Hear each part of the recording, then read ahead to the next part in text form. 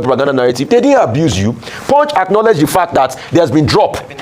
But there's been improvement in crude oil losses. But they are saying cumulatively over these years, that money could have been used to do other infrastructure, roads, schools, and all of that. So you said their reportage did not pass the test, editorial test. No. You are the ones that didn't read fully. And you were too impetuous on bet. And you wrote the rebuttal. So you owe Punch an apology. That aside. As regards Ogoni this morning, yes, we have heard of the talks. President Tinubu wants exploration to come back. That's why he's doing all he's doing. For exploration to come back, he wants to right the wrong. But what about the environmental impact and the loss? What happened to IREP? Another remediation activities. Another money plowed into remediating that area. What happened to the flora and fauna in that area? What happened to the lives and livelihoods of people? Let's not be so concerned about the haste to resume exploration and add a couple of millions of barrels from Ogoni to our targets, because we are targeting about 3 million barrels by 2030 now. Ogoni lives matter. Lives lost in that area. Flora and fauna lost in that area. And the development of that area should be priority. What can that area show for that they've been producing all these years? These are the questions we should ask. Is there any world-class hospital in Ogoni? Is there any world-class school in Ogoni? Is there any world-class university in Ogoni? I think those should be our priorities. Because if you want to take from people, you should also help them out. So we get all of these calisthenics that they are doing around Ogoni. It's all for exploration. But what we are saying is that Ogoni people's life also should matter. As regards Ibokebe Bas going to see his Oga, President Tinubu, he's just going to tell his Oga that this is the activity of what I've done. Although I think it was Daily Trust newspaper that also reported the fact that around that time they saw EFCC chairman around that the same meeting. Maybe it's just a visit. So because like I said before, I don't think they're going to indict Ibokebe Bas. Because any attempt to indict Ibokebe Bas is a slap on President Tinubu, because he's the one that sent the message, and the National Assembly passed all the things he did there. So all of this about probe and all of that is just talk. And Atiku Abubakar playing politics. It's so easy to blame Atiku when they are playing politics. We don't want politics of tribalism. But it's so easy to blame Atiku. Is he not somebody that started this campaign on Yoruba Lukon when it was his own presidential ambition? Are you not here, Ayo, when somebody started the pretext of his presidential campaign on Yoruba Lukon? I thought it was Emi Lukon. No, after he said Emi Lukon, did he not say Yoruba Lukon? So it's so quick to blame Atiku now. It is bad to campaign on the lines of tribe and religion. We know that. But all the politicians do it. That's just it. All the politicians do it. People were also seeing calling religious leaders here and there. So they all do it. They all campaign. What we should constantly tell them, it is wrong and it's not the way to go. Yes, I give the floor. You know, I've said this before, and say it again, that just like you listen to this video today and say, you know what I'm trying to say here now. Ibas, and you know, Tinubu summoned him yesterday, and he was in National Rock yesterday to see Tinubu. And Tinubu, okay, when he also received those, when Sinfubara led Rivers elders to see Tinubu concerning the oil in Ogoni land, things like that. So I want you to listen to this video to the end and see what I'm talking about. And Ibas, they are trying to say Ibas should give account of the Rivers, how he spent Rivers State within that 6 months.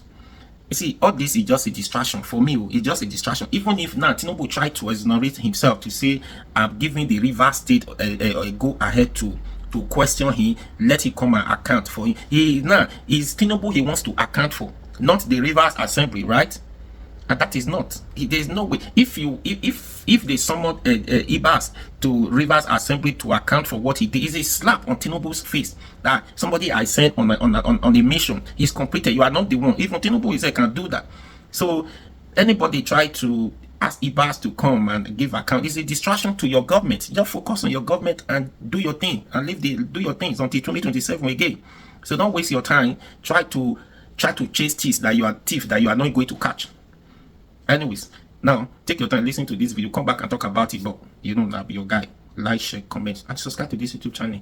Now, let me start with what former Vice President Atiku Abubakar publicly said about what he intends to do if he's lucky enough to become president in 2027. Namely, that Yoruba people do not need to have any fears that he will be, more interested in Fulani interest. And that after all, he has a wife who is from of Ijesha stock, who has 4 children with him. And these children, they call him Babariri and all of that. Look, this again is very unfortunate because it's about the tribalization, the ethnicization of Nigerian politics. And a man like Waziri Adamawa Atiku Abubakar, who has been vice president in this country, should know better than to play the ethnic card To start with, that ethnic card should not work.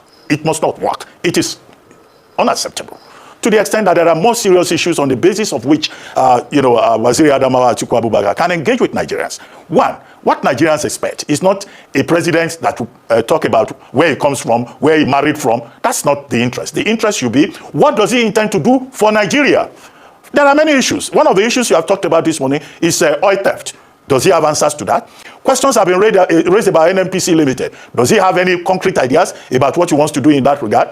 In the front page of the papers today, there's a report that the Osun State government is protesting that there is an attempt to, by the Ministry of Finance to seek the president's approval to pay money belonging to the people of Osun State that have been held contrary to the rulings of the Court of Appeal and the Federal High Court, to pay it to politicians, APC politicians. Does he have an idea about that? So there are more important things, insurgency, terrorism that Waziri Adamawa can talk about. But to say my wife is from Yoruba land and my sons speak Yoruba, no, nobody is interested in that. In any case, he says he will defend Yoruba interests. Yorubas have had President Obasanjo, they've had President Tinubu, they are well represented in Nigerian politics at this time. So, well, how about that as a campaign issue? Number two, the Ogoni honor. Focusing on the Ogoni 4 and the Ogoni Review Committee report that President Tinubu received yesterday. Well, I think it's a good development that the Tinubu administration is committed to ensuring peace, unity, and reconciliation in Ogoni land. The Ogoni people, they have probably the most prolific OML in the onshore area in Nigeria. That OML has not been explored. Nobody has worked there for 31 years. Now, if you have an asset under the ground and you are not getting anything from it, it's a wasting asset. It's of no use to the people. It's of no use to the community. It's of no use to Nigeria. So I think that this reconciliation move is important. And there are other issues. If they manage it well, the interest of the people, it's a divided community. They say they are not well represented in politics. Only one person has ever occupied an important position. That's the Senator Magnus Abe, who was secretary to state government at the time. But if well managed, it can work. Now, as for oil theft, I don't understand what NUPRC is saying. It looks like they are just engaging in a game of deception. A newspaper, not named, purportedly wrote a story during the week and said we have lost up to about 8.4 trillion to crude oil theft. And now NUPRC comes forward and says, oh, the statistics was not properly analyzed. That in terms of the analysis, even the newspaper did not check with NUPRC to get their own side of the story. The truth of the matter is that they are saying between 2021 and 2025, they've reduced oil theft by about 90%. How? As recently as 2022, the founder of Health Holdings, Tony Elumelu, gave an interview to Financial Times, wrote on X, other people said that Nigeria was in fact losing up to about 95%. Okay, what we will expect will be a proper audit of what even happened before 2021. Have they done the audit? Are they able to tell us how much we have lost? All the people playing in that sector, now that said they were losing crude oil, how much did they lose? Why is the EFCC not talking to them to say, where did it go? Because oil doesn't just disappear. There's something they call Lloyd insurance. When a ship leaves, everything is monitored. It's only in Nigeria that people will do top up. They will tell us they are using technology. That technology has not worked effectively. So there are so many issues about metering, about integrity and transparency within that particular sector itself. To now say, oh, we have come down to just 9,600 barrels. No, it doesn't sound believable to me. There must be something they are not telling us yet. Just piggybacking on what a certain newspaper said.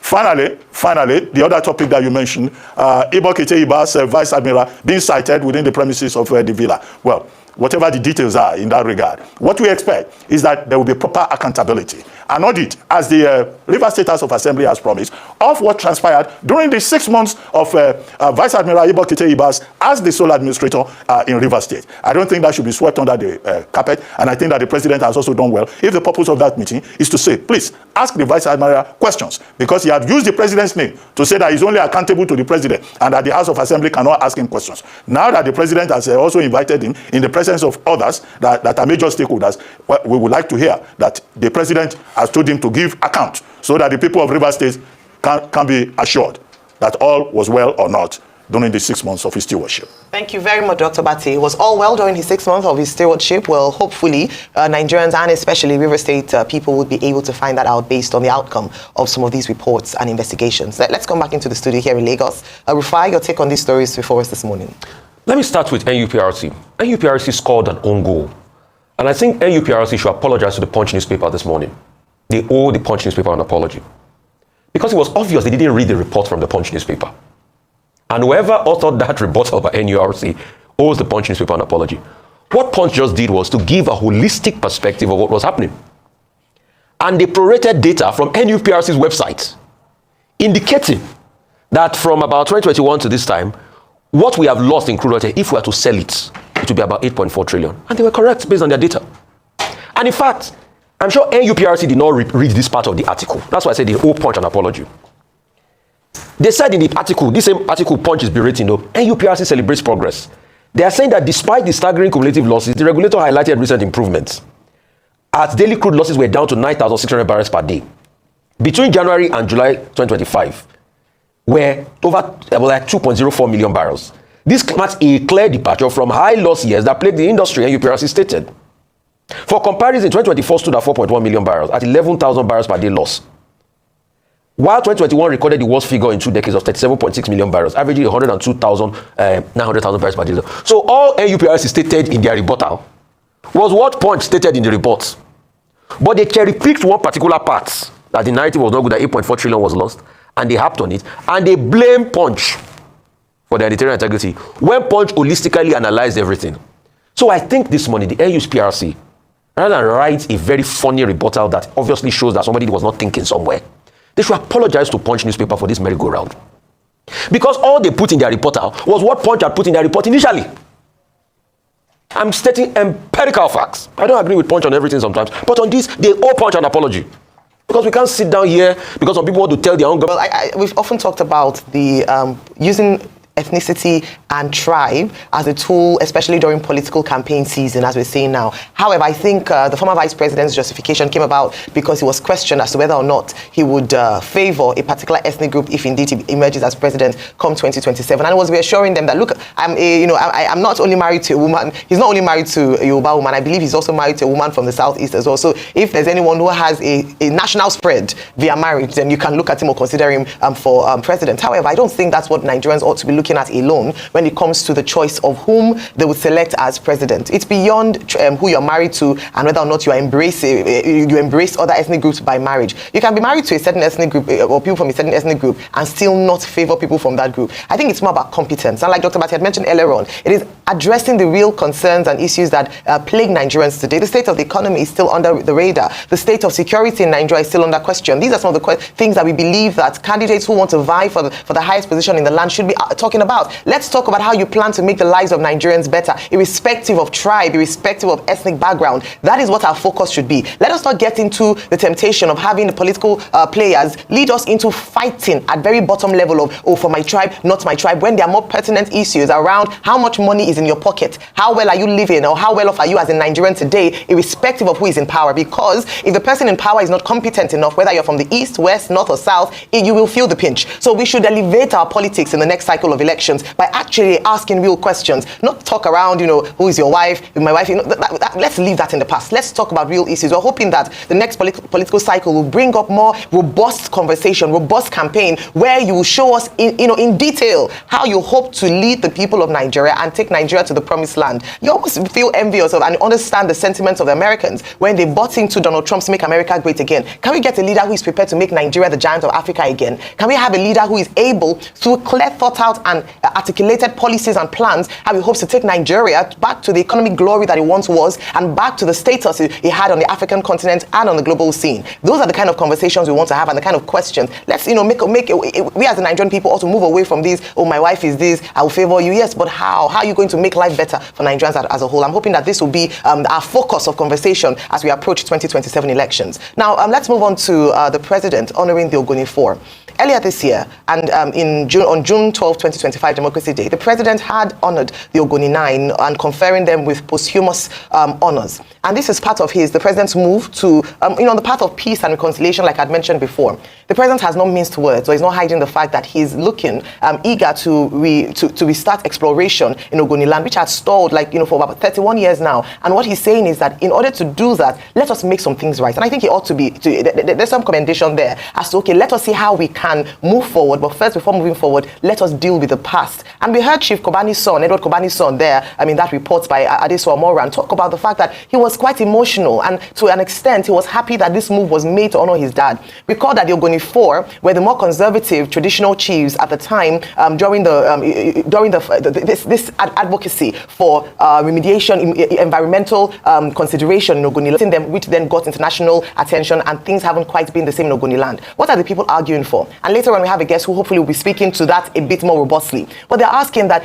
do give people a good end of the bargain. A UN independent report had reported that there was severe environmental impact in Ogoni as a result of years of exploration without paying attention to the environment. And we must look at also the root cause of this, because there were some people who benefited from the corruption at the time by receiving bribes from the oil exploration company. So even that investigation is another matter. So moving forward, we must ensure that beyond the posthumous honors conferred on these men, which is commendable, we must also ensure that the people of Ogoni land feel the impact of the good of what they are, of the contribution of their land to the benefit of Nigeria as a whole. Let us ensure that there's a total environmental cleanup. As you mentioned before, let's build infrastructure. We talk about the grazing reserves. We're talking about grazing reserves now and building infrastructure there. Let us talk about building infrastructure in these places that benefit the economy of Nigeria. But a number of things to talk to. Like I mentioned, we have a guest who's going to be speaking about that in deeper detail. That's for that. And for Atiku, that means now Atiku is fully in.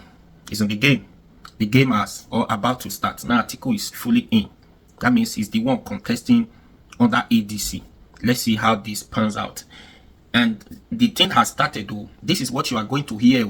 And now the politics in 2027 is going to be tribalistic. It's going to be all about tribes. It is the turn of Yorubas to complete 8 years. It's not the turn of the Hausas, or the power to goes back to the north yet. It is not the turn of the Igbos. It is the turn of the Yorubas to complete 8 years, be good or bad. That's what you are going to see. That's why Atiku now is talking like that, to try to bring that he married from the Yorubas, this and that. During 2027 presidential election campaign, that was the same thing Atiku did. That he's from the north, this and that. It is their turn, just like Tinubu said as well. Before you know, he deleted the tweet at that time. That shows that election in Nigeria is all about tribe. It's all about tribe based on the population. The things is this population they are going to use to win the election. Just like Tinubu did it 2023, and that one was obvious. Then after, they tried to blame Peter Obi for going to churches to campaign, not campaign. Anybody can invite you to their church. Peter Obi been to different church.